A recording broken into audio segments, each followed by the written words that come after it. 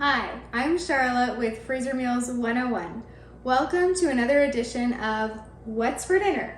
So this week, as usual, is a bit of an eclectic mix. I had done some videos on some vegetarian freezer meals, and as a result of that, I had this mixture, which is a black bean and sweet potato filling for quesadillas. So I took that, fried it up in the skillet to soften the sweet potatoes and get, the onions softened and the garlic all mixed in there and, get all those flavors melded, and put that onto flour tortillas with cheese and jalapenos and cook those in the oven. You can do them on the skillet if you'd rather, or I've even done them on when I used to have one of those stovetop griddle things. And I served it with homemade guacamole because guacamole is just about the best thing in the world. Anyway, what else do we have this week?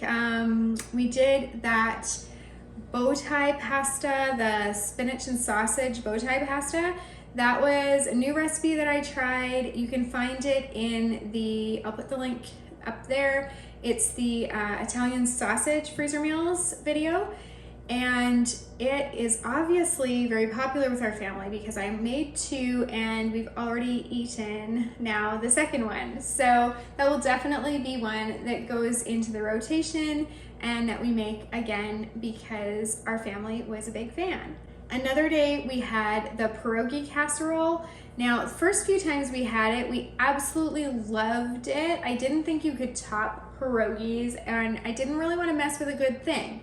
But we all enjoyed the Perogy Casserole, and it was more of a complete meal because you had those peppers and onions in there, and it's topped with cheese, so you've got more, more variety.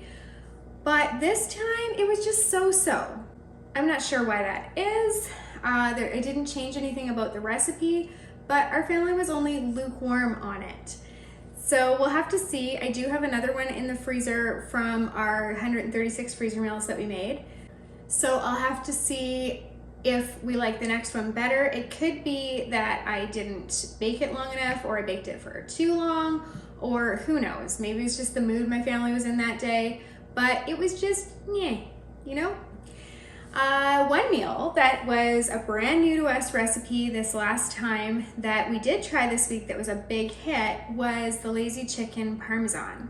I took both of them out because we had made them lunch size and I needed to have it for a dinner as we were having company over. So I took them both out and then I transferred them into one casserole dish, topped it with the breadcrumb mixture that we had made that we put in the separate bag, and with the cheese mixture that was in there, and it turned out so well. I served it on top of spaghetti noodles and we had a side of Caesar salad.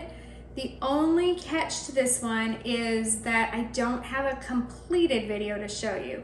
I can show you what it looked like going into the oven, but not what it looked like coming out, because the house was mass chaos because we were having the company over and they had already arrived, and I was cooking up trays of chicken fingers and fries for the kids because I wasn't sure if their daughter would be picky or not. Turned out she was, and it was really good that I did the chicken fingers and fries.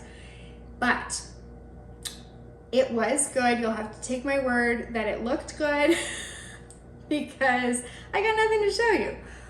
It was one that we'll make again though, because it was so easy, and it really was a lazy chicken Parmesan. It had all those chicken Parmesan flavors, but we didn't have to bread the chicken individually or pound it out or any of the things that we do when we make the actual full-on chicken Parmesan freezer meal.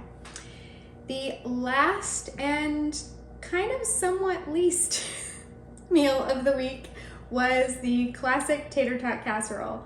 Now, it's not least in terms of what my kids think of it, because they are huge fans and I could make that pretty much every day of the week and they'd be happy.